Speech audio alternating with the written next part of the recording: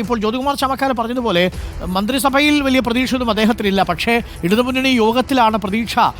C P എമ്മും തമ്മിലുള്ള ഒരു ബലപരീക്ഷണം ഈ വിഷയത്തിൽ ഉണ്ടാകുമെന്നാണ് ജ്യോതികുമാർ ചാമക്കാല പറയുന്നത്.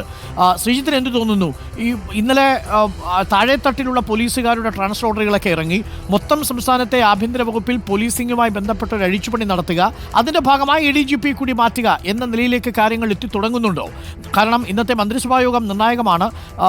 ADGPയെ മാറ്റണമെങ്കിൽ മന്ത്രിസഭാ യോഗത്തിൽ ആവശ്യമില്ല. മുഖ്യമന്ത്രിക്ക് ആഭ്യന്തര വകുപ്പിന് ഒരു എക്സിക്യൂട്ടീവ് ഓർഡറിലൂടെ അത് സാധിക്കാവുന്നതേ ഉള്ളൂ. പക്ഷേ ഇന്ന് മന്ത്രിസഭാ യോഗം ഈ വിഷയം ചർച്ച ചെയ്യാനുള്ള സാധ്യതയുണ്ടോ?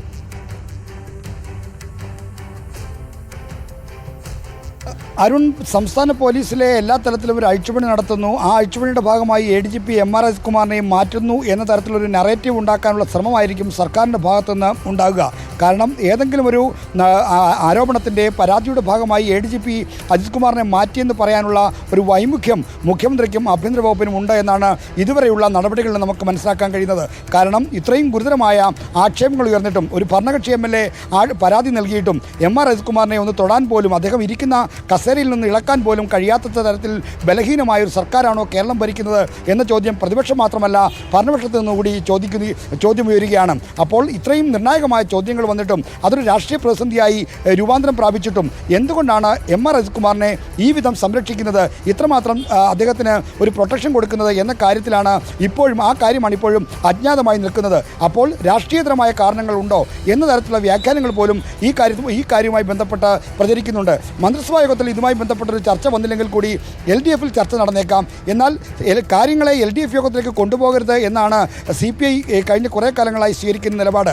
കാരണം LDF യോഗത്തിലൊരു വിഷയം ഉന്നയിക്കുമ്പോൾ അത് പൂർണ്ണമായും മാധ്യമങ്ങൾക്ക് ചോർന്നു കിട്ടുമെന്നൊരു സമീപനത്തിൻ്റെ അടിസ്ഥാനത്തിൽ പ്രധാനപ്പെട്ട വിഷയങ്ങളെല്ലാം CPMുമായി ഉഭയകക്ഷി ചർച്ചയിലൂടെ ചർച്ച ചെയ്ത് പരിഹരിക്കുക എന്നൊരു നിലപാടാണ് CPIയുടെ സംസ്ഥാന സെക്രട്ടറി ആയിരുന്ന കാനത്തിൻ്റെ കാലം മുതൽ സ്വീകരിച്ചു വന്നത്. എന്നാൽ അത് ചെറിയ പാർട്ടികൾക്ക് ഒരു ആത്മവീര്യം നൽകാനുള്ള ഒരു നടപടി, അത് ചെറിയ പാർട്ടികളെ ഒന്ന് ധൈര്യം കൊടുക്കാനുള്ള ഒരു നടപടി CPIയുടെ ഭാഗത്ത് നിന്ന് ഇല്ലാതെ പോകുന്നു എന്ന വിമർശനം മറ്റ് കക്ഷികൾക്കുണ്ട്. CPI ഒരു കാര്യവും ഉന്നയിക്കില്ല, മറിച്ച് CPMുമായി ധാരണയായി LDF യോഗത്തിലേക്ക് വരികയും ഈ കാര്യങ്ങളെല്ലാം പരിഹരിച്ചു പോവുകയും ചെയ്യണം. അപ്പോൾ ചെറിയ കക്ഷികളുടെ ശബ്ദങ്ങൾ അവരുടെ രാഷ്ട്രീയ പ്രാതിനിധ്യം പോലെ നേർത്തതായി മാറുന്നു എന്ന പ്രശ്നമുണ്ട്. എന്തായാലും ഈ കാര്യത്തിൽ ADGPയുടെ കാര്യം ഒരു നിർണായകമായ രാഷ്ട്രീയ വിഷയമായതുകൊണ്ട് അക്കാര്യത്തിൽ തീരുമാനമില്ലെങ്കിൽ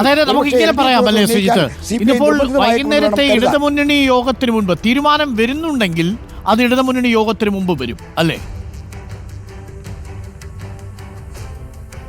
അങ്ങനെ വേണം കരുതാൻ. കാരണം തീരുമാനം വരുന്നുണ്ടെങ്കിൽ ഇടതുമുന്നണി യോഗത്തിന് മുമ്പ് വരികയും ഇടതുമുന്നണിയിൽ ഒരു ചർച്ച, പ്രത്യേകിച്ചും ഇന്ന് പുതിയ കൺവീനർ ആദ്യമായി വിളിച്ചു ചേർക്കുന്ന യോഗമാണ്. അപ്പോൾ ആ യോഗത്തിൽ ഒരു രാഷ്ട്രീയ തർക്കത്തിൻ്റെ വേദിയായി മാറാതിരിക്കാനുള്ള ഒരു ശ്രദ്ധ CPM നേതൃത്വം കൂടി എടുത്താൽ, അത്തരം രാഷ്ട്രീയ വിവേകം CPM നേതൃത്വം എടുത്താൽ അല്ലെങ്കിൽ മുഖ്യമന്ത്രി സ്വീകരിച്ചാൽ മാത്രമേ അങ്ങനെയൊന്നും ഉണ്ടാവൂ. എന്തായാലും LDF യോഗത്തിന് മുമ്പ് തീരുമാനം വരുന്നതായിരിക്കും സർക്കാരിനും മുന്നണിക്കുമൊക്കെ ഭൂഷണമായി മാറുക.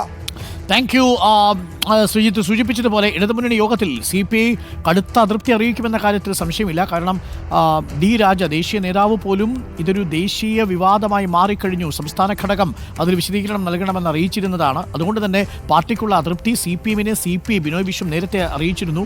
വയനാട്ടിൽ നിന്നും തൃശ്ശൂരിൽ നിന്നും CPIയുടെ ജില്ലാ കമ്മിറ്റി ഈ വിഷയത്തിൽ ശക്തമായ പ്രതിഷേധമാണ് അറിയിച്ചത്.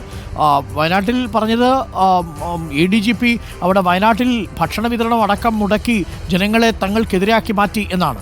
തൃശ്ശൂരിലെ ഭാരവാഹി പറഞ്ഞത് തൃശ്ശൂരിൽ പൂരം കലക്കി ഈ ADGP എന്നാണ്. അപ്പോൾ ഗുരുതരമായ ആരോപണങ്ങൾ ADGPക്കെതിരെ ഉന്നയിക്കപ്പെട്ടിരിക്കുന്ന പശ്ചാത്തലത്തിൽ ADGPക്ക് ക്രമസമാധാന ചുമതല നിലനിർത്തിക്കൊണ്ട് മുന്നോട്ട് പോകാൻ കഴിയുമോ എന്നൊരു ചോദ്യം വളരെ പ്രസക്തമാണ്. വൈകുന്നേരം ഇടതുമുന്നണി യോഗം ചേരുന്നു. ഇടതുമുന്നണി TP രാമകൃഷ്ണൻ LDF കൺവീനർ ആയതിനു ശേഷമുള്ള ആദ്യത്തെ ഇടതുമുന്നണി യോഗമാണ്. ഈ ഇടതുമുന്നണി യോഗത്തിൽ CPIക്ക് CPMുമായി ഒരു തർക്കമുണ്ടാക്കാനുള്ള വേദിയാക്കി മാറ്റാൻ ഒരുപക്ഷെ സർക്കാരും ആഗ്രഹിക്കുന്നുണ്ടാവില്ല. അതുകൊണ്ട് തന്നെ ഇന്ന് ഒരുപക്ഷെ 3 മണിക്ക് മുമ്പ് ക്രമസമാധാന ചുമതലയിൽ നിന്ന് ADGP MR അജിത്കുമാറിനെ മാറ്റിക്കൊണ്ടുള്ള ഉത്തരവ് വന്നേക്കാം എന്ന് നമ്മൾ കരുതുന്നു.